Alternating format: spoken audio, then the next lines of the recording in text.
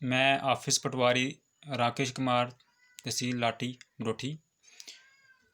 तो आज मेरा सोशल मीडिया में आने का मकसद ना किसी को फेवर करना है, ना किसी के अगेंस्ट जाना है, बल्कि मैं आप सब लोगों को एक रियलिटी बताना चाहता हूँ कि जो पिछले दिनों हमारा एक पटवारी है अशोक कुमार, उसने किया कि 26 तारीख को उधमपुर में जाके प्रेस कॉन्फ्रेंस की, एसोसिएशन का सहारा लिया और वहाँ पे एक किस्म की गलत बयानबाजी की कि हमारे जो तहसीलदार साहब हैं लाठी, वो मुझे कास्ट बेसिस पे हरास कर रहे हैं।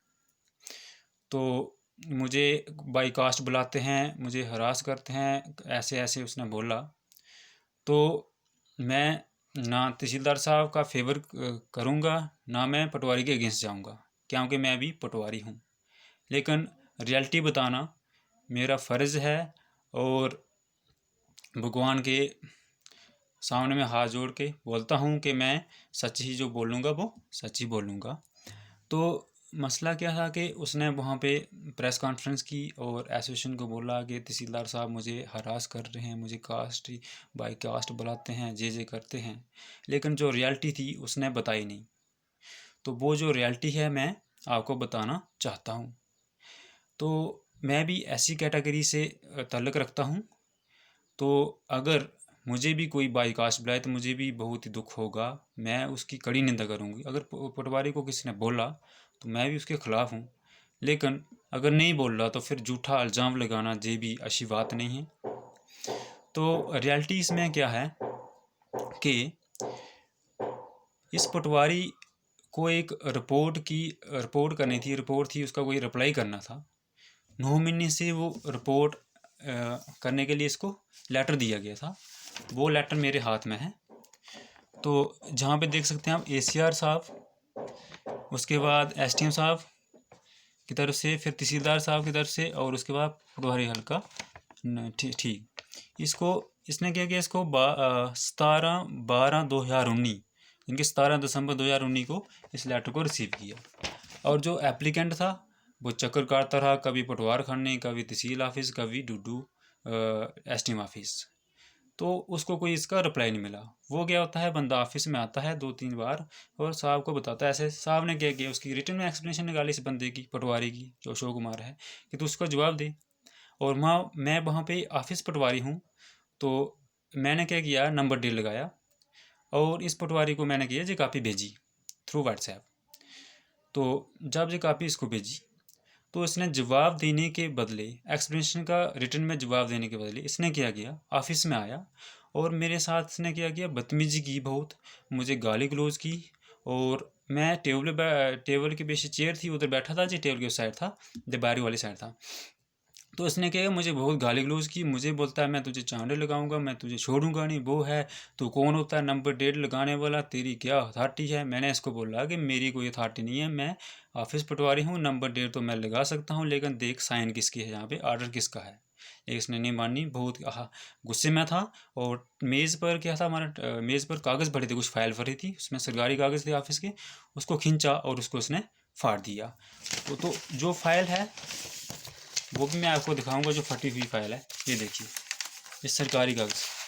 मैं आप सबसे पूछना चाहता हूँ कि ये कौन से कानून में लिखा है कि एक ऑफिस में आके एक एम्प्लाई और सरकारी कागजात को चीर फाड़ दे। ये कहाँ लिखा हुआ है? क्या ये अच्छी बात की है इसने? तो उस वक्त जब इसने ये वाक़या हुआ तो उसमें कुछ लोग भी थे ऑफिस में, उधर एप्लीकेंट थे कुछ, जहाँ एक हमारा स्टैम्प वेंडर है वहाँ पे, वो भी था। तो ज़रूरत आने पर अगर सच्चाई चाहिए तो वो भी बताएंगे कि क्या हुआ था। तो ये सारा वाक़या हुआ। तो जब ये वाक़या हुआ, तहसीलदार साहब थोड़े टूर पे थे कहीं पे फील्ड में। तो मैंने उनको बताया और उनको मैंने रिटर्न में भी दिया कि ऐसी ऐसी बात है। उन्होंने पटवारी को ऑफिस में बुलाया और उसको पूछा कि क्या वजह है। तो वो पटवारी क्या कहता है, बिना वजह बयान किए वहाँ से गायब हो जाता है।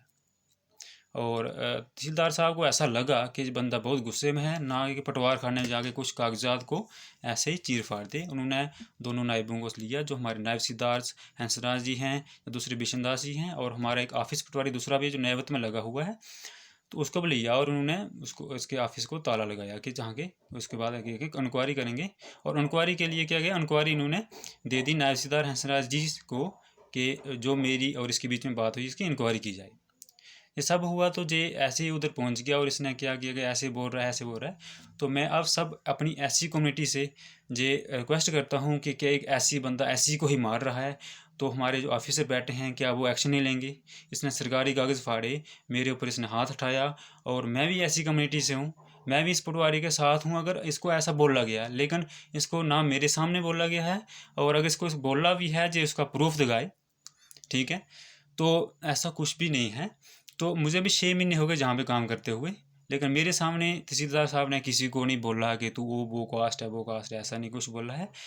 तो बाकी है कि जो भी मसला चल रहा है ये है, लेकिन रियलिटी मैंने आपको बता दी कि ऐसा ऐसा मसला था। ये बात इसने कभी की नहीं आगे से। अगर इसको एक्सप्लेनेशन तो उसका जवाब देना था, ना कि मेरे भी हाथ उठाना था, कागज़ फाड़ने थे। तो एम्प्लॉयज़ कंडक्ट रूल में कहाँ लिखा कि सरकारी कागज़ एक एम्प्लॉई फाड़े और फिर जे वहाँ पे प्रेस कॉन्फ्रेंस करने के लिए गया है और विदाउट कोई इसको सेक्शन लीव नहीं है, ना किसी की परमिशन है, कहाँ लिखा हुआ है जी? मैं आपसे पूछने जाता हूँ और मैं अपनी पूरी जनता से रिक्वेस्ट करना चाहता हूँ कि आपको सच्चाई का साथ देना है, ना कि किसी अफवाहों का। अफवाह तो ऐसे फैलाते रहते हैं, लेकिन मैं बोल रहा हूँ कि मैं भी ऐसी कम्युनिटी से हूँ। अगर ऐसे वाले जो बोल रहे हैं कि ऐसी को ठेस पहुँचे, लेकिन आप रियलिटी तो जानो। रियलिटी इसने मेरे पे हाथ उठाया और साहब ने एक्शन लिया और इसने दूसरा मुद्दा बना दिया जी ऐसी बात नहीं होती है, ऐसा नहीं करना चाहिए। तो उसके बाद हमारे जो तहसीलदार साहब हैं, सब लोगों को पता है कि बहुत ही हनेस्ट हैं। वो उनका मकसद है कि जो करप्ट लोग हैं उनको क्या करना है, निकालना है। वहाँ पे लाठी में उन्होंने इतना अच्छा काम किए हैं। उनकी एक एनक्रोचमेंट जो विक्ट करें लैंड को, उन्होंने एक लैंड भी रिट्रीव की है, उस 27 कनाल रकबा है। तो वहाँ पे जो शेड बनाया है तो पटवारी बोलते हैं उन्होंने मकान बनाया है। अगर मकान बनाया है तो जहाँ पे इंक्वायरी बैठे इंक्वायरी की जाए उसके। मैं हो ना बोल रहा हूँ कि जो भी बनाया है वो उसकी इंक्वायरी होनी चाहिए। तो ऐसा नहीं है कि मैंने आपको ये बता दिया रियलिटी है। तो सब लोगों को रियलिटी का साथ देना चाहिए, ना कि अफवाहों का। तो थैंक यू सो मच। जय हिंद।